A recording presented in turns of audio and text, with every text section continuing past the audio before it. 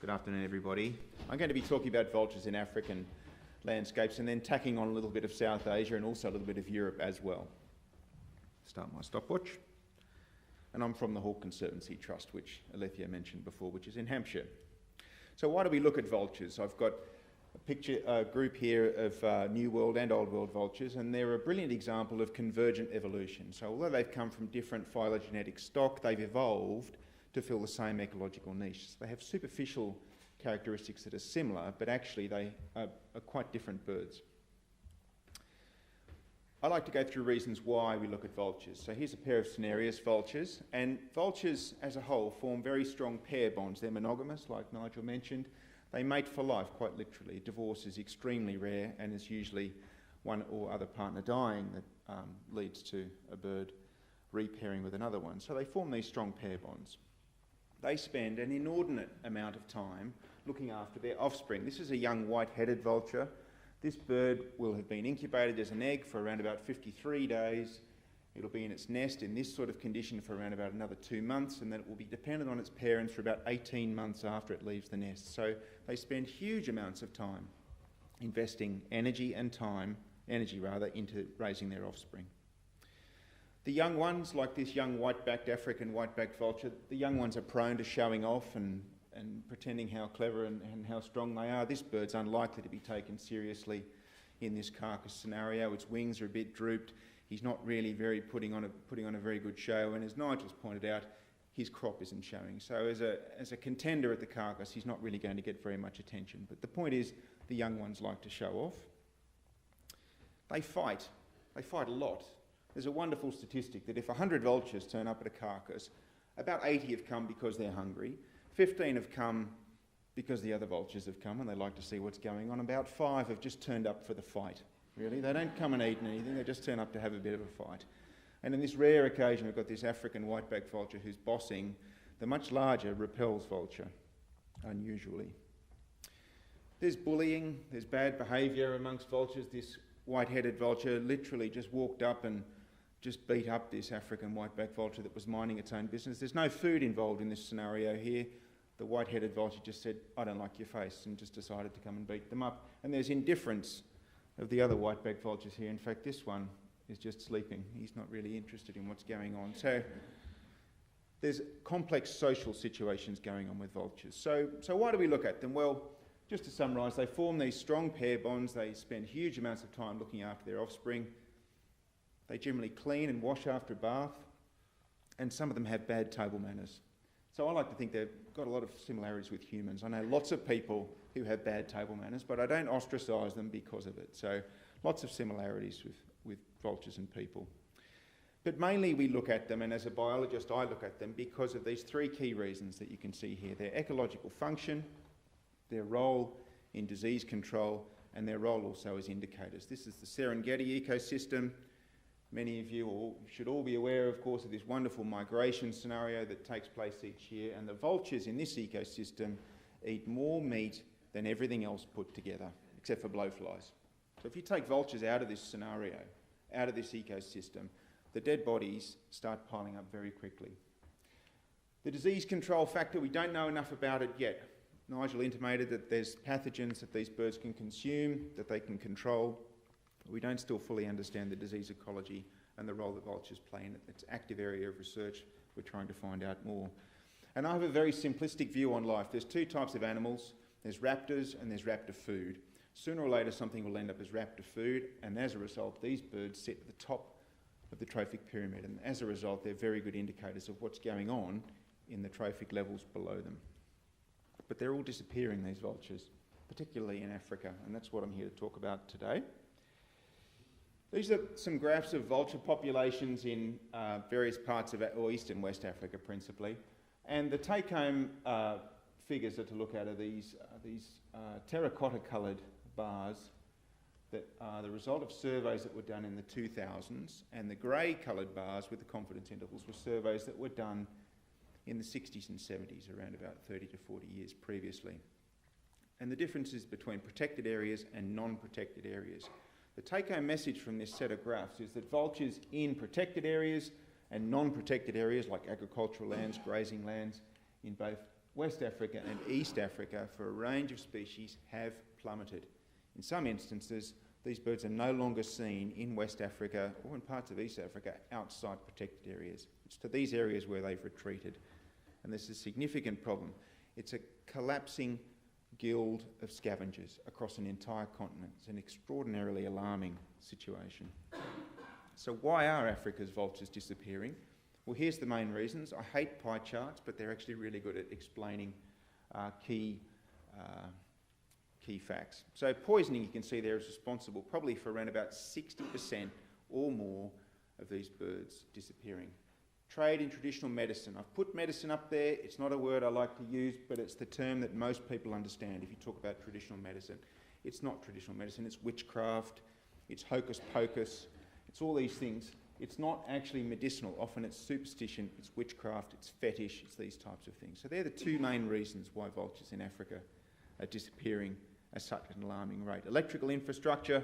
Africa is still called the Dark Continent. It's not going to be that way for very long as more and more electrical infrastructure starts to spread across the continent. These big birds with their massive wingspans can bridge the gap between the phase wires on unsafe electrical pylons, and they get electrocuted. They don't collide with them as much. A lot of people think they do, but they don't. They get electrocuted, and that's quite a significant cause of mortality. And bizarrely, in some parts of Africa, people actually kill these birds for food. So in 2015, with a whole bunch of colleagues, we started to explain this situation in Africa, and then luckily the IUCN took notice, luckily in inverted commas, and later that year they uplisted several of these species to critically endangered. And the next step on this list after critically endangered is extinct in the wild, which means the only place they're left is in zoos. So of the 23 species across the world, vultures as a group this is, including Nigel's New World birds, there's 9 that are critically endangered, 3 that are endangered, and 4 that are near threatened. And that makes vultures the most threatened group of birds in the world, bar none. 70% of the species of vultures in the world have a poor or very poor conservation status. So here's a map which patchily shows the rough range of all of Africa's vulture species. It's not complete. It's an amalgam of several maps, courtesy of a friend of mine, Dr. Peter Mundy. And that's what I wanted to talk about, vultures in the landscapes across Africa. I'm going to talk about 4 different types of landscapes. I'm going to start with physical landscapes. And here's a typical African scene, African savanna scene. And here are 2 of the iconic vultures, particularly the whiteback, African whiteback vulture on the left, which is the most numerous vulture in Africa, and then the enigmatic white-headed vulture, which is a rather unusual bird. Unfortunately, I don't have time to go into that today. It's been a subject of research for me for many years, this species, and I call it a hunting vulture. But there they are, waiting with the patience of Africa, and these are the types of landscapes where these birds are most commonly found. The classic African savannas. They nest, they're tree nesting birds, not on cliffs. They build elaborate nests. The white-headed vultures do. The white-backed vultures are rather rubbish at building nests, and they regularly blow out of trees. But white-headed vultures will use the same nests for year after year because they invest a substantial amount of time and effort building their nests. But this is the type of habitats where you'll find these birds. This is the king of African vultures. This is the wonderful lappet-faced vulture with a number of adaptations, rather along the lines of what Nigel was saying, the lappets here. It's not going to win any beauty contests, the lappet-faced vulture, I'll be honest, but these lappets to the side of their neck, their temperature regulation adaptations, the bald head, which is, in this case, quite bald as opposed to the white-headed, which is much rather fluffy. Wonderful scientific name, Trigonoceps occipitalis, which means triangular shape at the back of the head, which is, as you can see, very, very well named. So the king, yes, much more of an arid zone bird. Here is a lappet-faced vulture on parent duty, shielding its young chick from the sun, and up those nests in arid parts of Africa, the temperature can reach 60 degrees. So these birds are wonderfully dedicated parents. Is that word, Nigel? Wonderful. We said we weren't going to use it. But they do spend huge amounts of time protecting their offspring. So moving away from the arid zones into the more subtropical moist zones, this is the Zambezi Delta on the east coast of Mozambique, on the coast of Mozambique, on the eastern side of Africa. And then we start to get these smaller African vultures. This is the palm nut vulture. Unusually, about 70% of this bird's food is palm nuts from the oil palm, and with that is the small hooded vulture. And these birds, despite being known as fruit eaters, they do regularly come to carcasses and eat meat as well. And these are often the birds, these hooded vultures, that attend carcasses first. They find them quickly. And the palm nut vultures have come simply to try their luck on this dead reed buck here. But not long afterwards, you get the bigger vultures coming, and here is a female white-headed vulture in a classic attack pose at a carcass. These white flashes, this is the only only old world vulture that is sexually dimorphic. So the females have this very large white patch in their secondary feathers. The males tend to hang around at the back of the carcass here, being much more circumspect. The females are bigger, they're heavier, they're more aggressive, and almost every time they beat up these whiteback vultures, they flash their wings at them. And it's generally considered an adaptation that black and white contrast is a much more effective threat gesture. And almost every time a female white-headed vulture comes to a carcass to boss white-backed vultures, she'll flash her wings like that. Extraordinary adaptations and behavioural characteristics as well. But you can see the palm nut vulture still trying very much to get in amongst the action, but very few birds can resist a phalanx of 20 or 30 white-backed vultures that are hungry. Moving away from those semi-arid and tropical zones up to the mountains, and this is the realm of the magnificent bearded vulture, and this truly is a magnificent bird.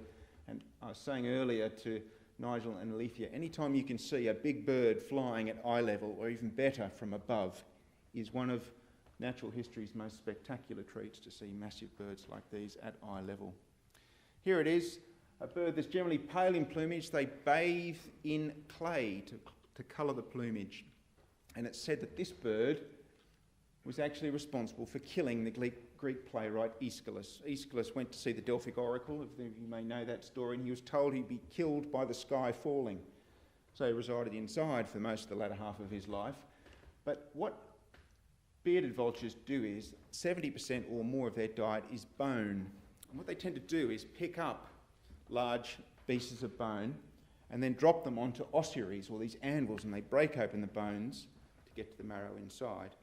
And it's written that on one particular occasion a bearded vulture picked up a tortoise, thinking that it was going to break open the tortoise shell to have a nice meal, and it dropped it onto Aeschylus' head, killing him, thus proving the Delphic oracle true, that he was killed by the sky falling, which I think that is a wonderful story, I have to say. We can use that. So moving on to other cliff nesting vultures, here we are in West Africa with some of these spectacular landscapes, and this is the realm of the Rappel's vulture, or the Rappel's griffin, which is a cliff nesting bird, not particularly good at making their nests. You can see this one here salivating at the prospect of having a good meal. And then we move to the other end of the continent in southern Africa. This is the Magaliesberg in South Africa, and you can see the whitewash on these cliffs here, which is the realm of the big pale cliff nesting vulture from southern Africa, the Cape vulture. And the Cape vulture and the Rappel's vulture do not have ranges that overlap. And as my young son often says to me, he says, "Who'd win a fight between a Rappel's vulture and a Cape vulture, Daddy?" And I say, "I don't know, because their ranges don't overlap, but my money's on the Cape vulture." So moving away from physical landscapes, looking now at human landscapes. Here we have an African whiteback vulture and a Yoruba man from West Africa. Now, vultures and humans are inextricably linked in lots of ways, and nowhere is that better represented than this species here, the hooded vulture. Very interesting scientific name, Necrocertes monarchus, which translated means the corpse-pulling monk, which is, as you can see, he's got his monk's habit there, or his monk's cowl. And this is an iconic bird in West Africa. In fact, in West Africa, it's almost commensal with humans. It's a bird with a dichotomous lifestyle. So here we have a chap here, he's got his morning paper and his espresso, and the hooded vulture is coming to help himself to a little bit of a drink of water. And this is mainly the behaviour you see of these birds in West Africa, but in southern Africa, it's a bird of the bush, protected areas far away from human habitation. And in East Africa and the Horn of Africa, somewhere in between. And we don't fully understand, we don't understand at all why there's this dichotomy of lifestyle for this hooded vulture, which is now, unfortunately, critically endangered. But it's an iconic species for another reason. Here's a picture which was distributed around the world in, I think it was 1993, and it's an extraordinarily sad picture for a number of reasons, and it always makes me very upset to see it. Here is in the Ethiopian famine, and we have a young hooded vulture. It's sad for a number of reasons. It's sad for the famine that was taking place in the country at that time. It's sad for this very poorly little girl who is suffering as a result of the famine, and it's sad also for Kevin Carter, who won a Pulitzer Prize for taking this picture, but also he killed himself a few years later because he couldn't live with the problems associated with taking this picture, because he was permanently questioned as to what happened to the little girl and what happened to that part of the world, and he never knew, and he actually took his own life in a fit of depression as a result of this picture.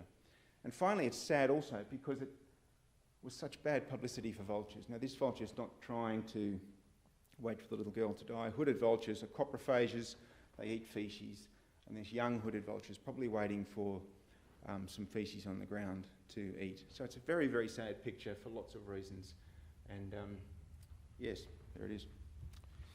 But so it's always been. Vultures and humans have been linked together for many, many years. Here we have the San, which is, I think, or Bushman rather. I've been told by various people in various parts of the world the names change all the time, but I think Bushman is now the correct term for these people who live in the Kalahari. And vultures appear on the rock paintings and rock art of people in southern Africa, thousands of years old. The hooded vulture, sometimes called the Pharaoh's chicken, is the other reason for call. Did I say hooded? I meant Egyptian vulture, pardon me. This is an unusual bird, unusual amongst vultures because it's one of the true migratory vulture species. It migrates from Europe into Africa, but doesn't tend to go very much further south than the equator. They used to be quite common in southern Africa, but less so now. In fact, they went extinct, and possible reasons are the ostrich farmers did them in, because Egyptian vultures are one of the few tool-using birds. They use rocks to break into ostrich eggs so they can eat the eggs, and the ostrich farmers considered this a threat to their business, so they exterminated Egyptian vultures wherever they saw them, which is a possible reason why they don't occur in the southern part of the continent, although I'm not sure how widespread ostrich farming really is. They can even make it all the way across to Cape Verde, flight of maybe 600 kilometres across the open ocean, so quite capable flyers. And going even further back into human history, vultures had an important place in ancient Egyptian mythology. The goddess Mut was often seen hovering protectively in hieroglyphics over women giving birth, and the goddess Mut was the goddess of childbirth in ancient Egypt, and they had a very protective role in Egyptian mythology.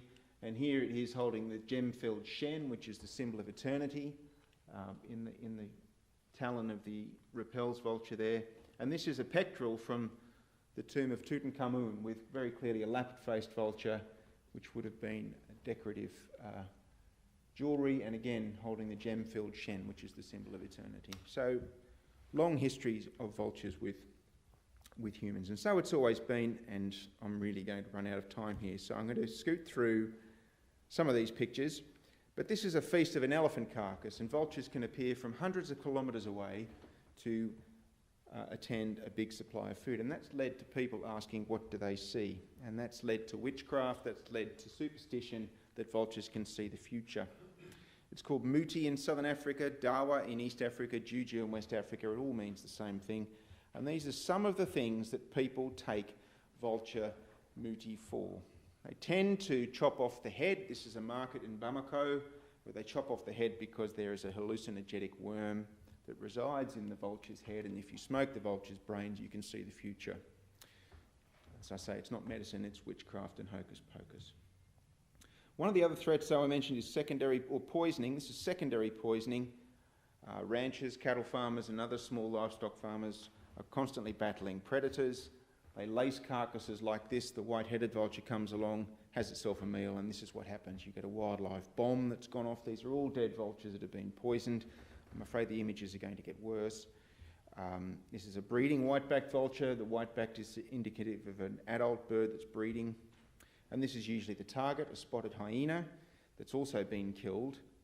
But also lions get killed. This is the result of furidam, which is a type of carbamide poison used in the famous Masai Mara in Kenya. And these are sternums from vultures. Here's skulls from vultures that have been piled high. Perhaps as many as 300 birds have been killed. And some colleagues of mine have done some expected rates of extinction in southern Africa for vultures simply based on secondary poisoning. But unfortunately it gets much worse.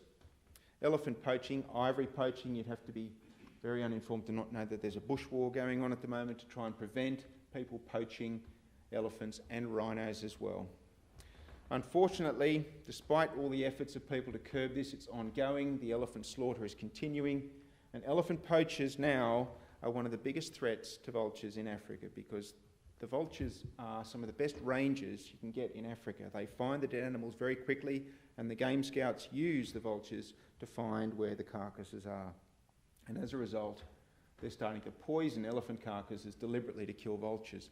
The problem is it's just not the single white-headed vulture that turns up. Whiteback vultures turn up in big numbers, and this is what happens when you find a poisoned elephant carcass and all of these dead vultures are lined up. And all the birds with whitebacks are breeding, so these are all failed breeding attempts each year. And so now this is one of the biggest problems for our vultures in Africa. And here's some numbers from vultures that have been poisoned in Kruger National Park in South Africa. And we've done some research highlighting the curves. These are the vulture population curves of what happens when vultures are poisoned from elephant carcasses, and this is what happens when interventions take place. The curves all go down. I've put that up because vultures, if they're left alone, can actually get along quite well with humans. Here's some vultures nesting within sight of the city of Kimberley in South Africa. They use electrical infrastructure for nests. Moving on to ecological landscapes now. Apart from the obvious relationship of vultures eating a dead elephant, elephants are an important part of a vulture's landscape because they destroy trees, and they destroy the trees that the vultures use for nesting. And in areas of Africa where elephants are restricted to protected areas, the impacts on nest trees can be severe. So can climate change. But what we do know, and I was talking about indicators before, these graphs here highlight that vultures actually select areas for nesting that have higher levels of species abundance and diversity. They're very good indicators.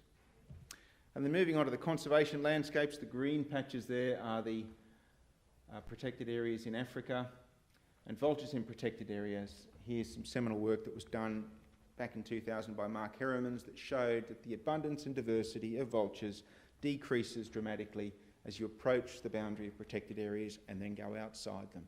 So these birds are almost completely restricted to protected areas, except they're not, because they forage outside those areas, and that's when they run into problems. And none is that more so than for the white-headed vulture. So that is my whistle-stop tour of the African side of things. If I have time, Alethea, I just wanted to quickly touch on two more topics. South Asian vultures. Somebody asked me before about Diclofenac in South Asia. This is the scene that used to be the case in South Asia, India, Pakistan, Nepal. Vultures in their tens of millions, literally. There were so many they didn't count them.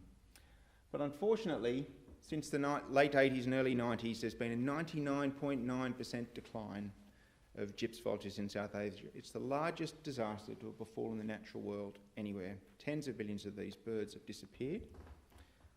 The culprit is a veterinary drug called Diclofenac, discovered by Lindsay Oakes in Pakistan in 2004.